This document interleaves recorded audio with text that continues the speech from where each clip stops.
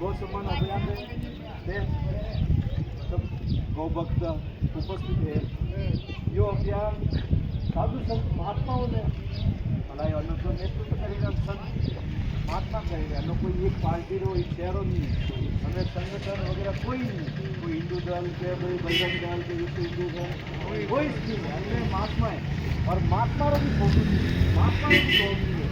हमें अध्यक्ष है नंदी बाबा हमारे बैनर तले गौ माता ने राष्ट्रमाता घोषित करा हाल पूरा भारतवर्ष में एक अभियान आने है और हम सब जना एक हस्ताक्षर करे कि साक्षी होना गौ माता ने राष्ट्रमाता ने दर्जो देवा गौ माता ने ऊपर धर्म में मान्यता है वेद पुराण शास्त्र में देश आने जो संविधान संविधान तो मान्यता नहीं।